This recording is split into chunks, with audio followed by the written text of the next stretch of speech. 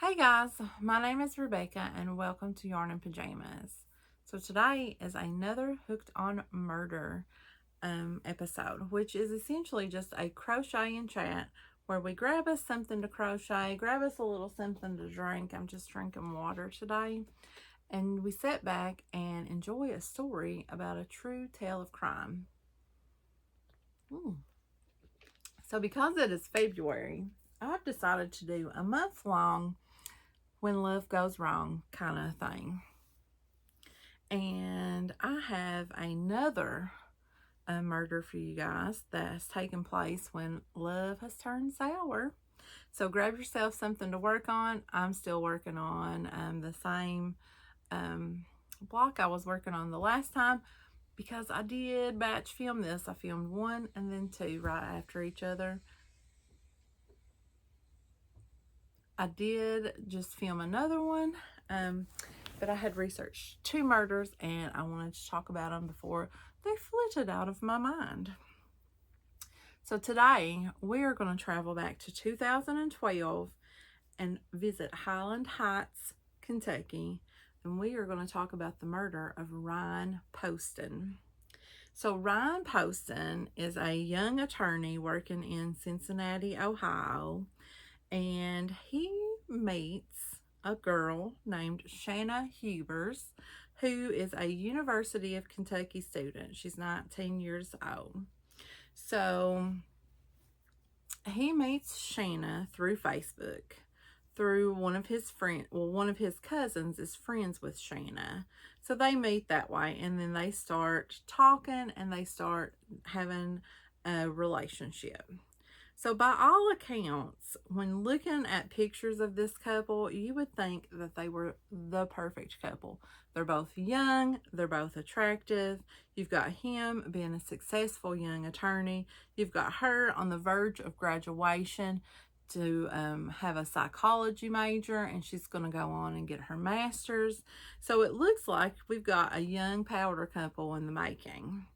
So they have a relationship that lasts for about 18 months, and accounts of this relationship show that it's pretty rocky, that it is very on again, off again. They would break up, fight, make up, have another fight, and break up. It was a continuous cycle. So on the night of October the 12th, 2012, Shanna goes to Highland Heights to Ryan's condo. And later that evening, at around 8 o'clock or so, Shanna makes two phone calls. She first calls her mom and tells her mom that she has killed Ryan in self-defense. So her mom is like, you need to call 911. You need to call 911. So Shanna hangs up with her mom, and at 8:53 p.m., she calls 911, and she tells the dispatcher, I just shot my boyfriend in self-defense. So the dispatcher dispatches out some police, EMS, all of that. And when the police get there, she claims that her and Ryan got into an argument and things got physical, and that Ryan was throwing her around the room, that he threw her into a bookshelf and he threw her into a TV that was mounted on the wall, and that he was reaching for the gun when she got to it first, and she shot him 6 times. So at this point, the police don't have Shanna under arrest, but they take her to the police department and put her in an interrogation room so that they could get, her statement, and that they could get the crime scene photos and cleared up and all of that stuff. So at first, they stationed some police officers in the room with Shanna, and they're not questioning her. She's just talking. She's just like blurting stuff out. So she tells this woman the tale of He was throwing me into the TV. He was throwing me around the room. I had no choice but to do this. And at one point, she says, Ryan was a very vain person. He always wanted a nose job. Well, I guess he finally got that nose job he always wanted. And she was talking about because she had shot him in the face. So she was like very indifferent to the fact that she just killed this man that she's, supposed to have loved.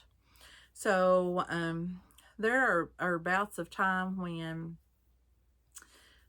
there's no one in the room with her, and she gets up in this interrogation room and she's just like dancing around. She's twirling around. She is singing Amazing Grace at one point. At one point, she's like dancing around saying, I did it. Yeah, I did it. I can't believe I just did that.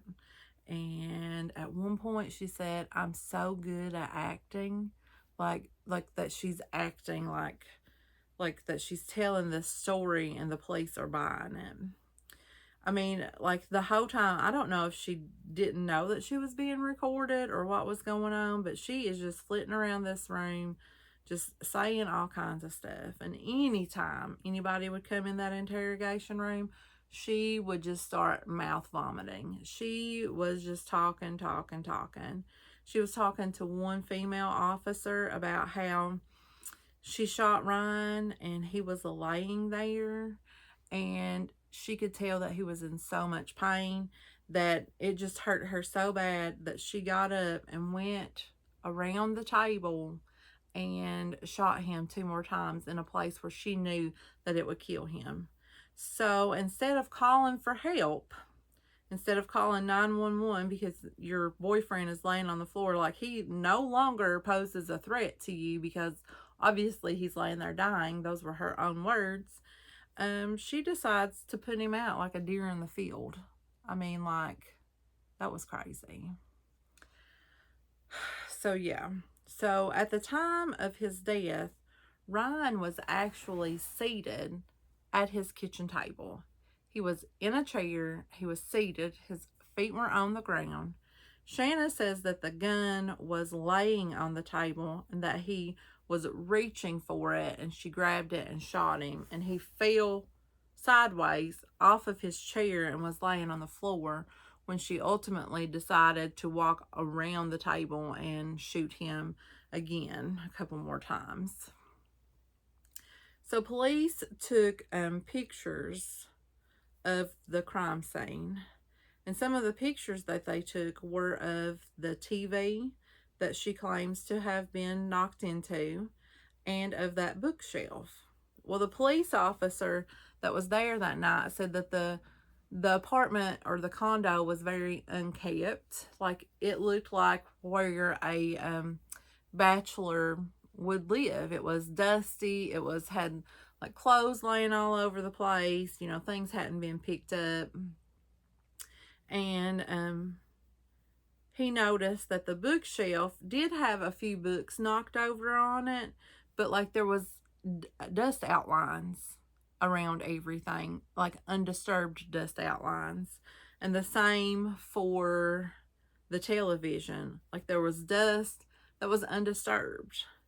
So if a violent attack had occurred and you were knocked into these items, it would have disturbed the dust, or like it would have disturbed the things on the bookshelf. It would have knocked stuff off.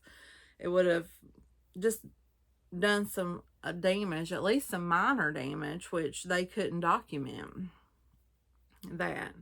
So that part of her story was starting to fall apart because they couldn't prove that a violent attack had occurred in that condo. So the prosecutors believe that the motive for the murder was just pure old jealousy. So the night of the murder, sorry, my foot keeps going to sleep. Ryan had a date with a lady named Audrey Bolte. Now, back in 2012, Audrey was the reigning Miss Ohio. So she was on the pageant circuit, and she was, absolutely gorgeous. and he had a date scheduled with her later that evening. Well, police and prosecutors believe that Shayna found out about the date and that she went to confront Ryan at his house, and that the confrontation ended in his murder. So, during the first trial, Shayna did not testify, but a lot of Ryan's friends and family did. And one of the most consistent testimonies that they gave was that Ryan wanted to permanently end his relationship with Shayna. He said it had run its course, that they were not compatible, and that he just wanted to end it permanently. Now, the prosecutor believed that Shayna wouldn't allow for this. She believes that Shayna just kept coming back, even though Ryan tells her no. So she is found guilty of murder, and she is ultimately sentenced to 40 years in prison. But she appeals that. And on August the 25th, 2016, her appeal was granted. One of the jurors that sat on her trial, the first one, was a convicted felon, and they did not disclose that at the time that they were questioned about being on the jury. So they had to go through the whole trial process again.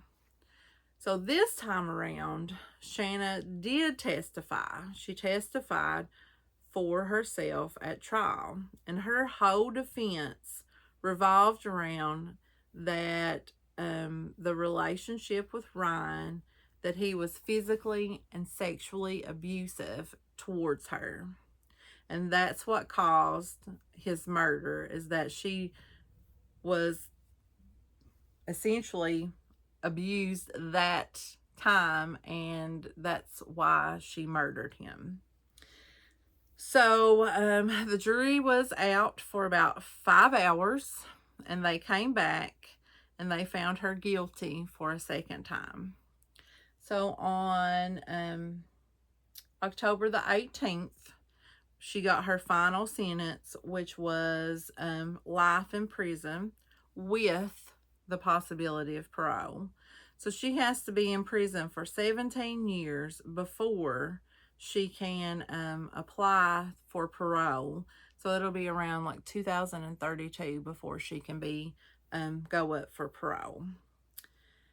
Now, while she was housed in the Campbell County Jail, Shayna got married in I think it was 2018. She married a transgender woman named Unique Taylor, and Unique previously went by the name of Richard McBee. So they got married in a ceremony that lasted about 2 minutes, and then it was done. So due to her life sentence, she filed for divorce in January of 2019, and the judge granted that divorce in March of 2019. She said that she hadn't spoken to her wife for almost like a year, I believe she said. So the judge granted her divorce.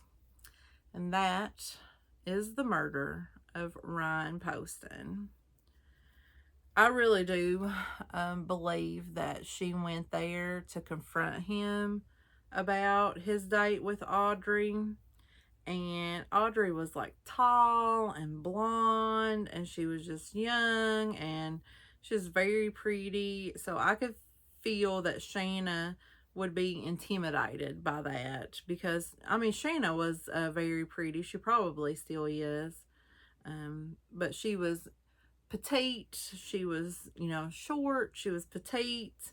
She had long dark hair. So the girl Audrey was like your polar opposite almost it, and she was a beauty queen. It's like almost like, how do you compete with a beauty queen? 1, 2, 3, 4.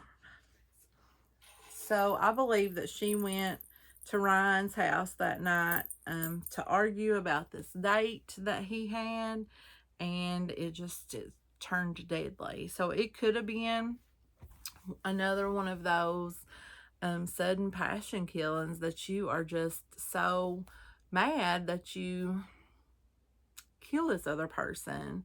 But it's like with Clara Harris, it's like you almost can see the definitive point where she breaks in that hotel lobby when her husband pushed her down and took off running with his mistress. Like, you could see a breaking point there. Like, I can people probably could physically see it.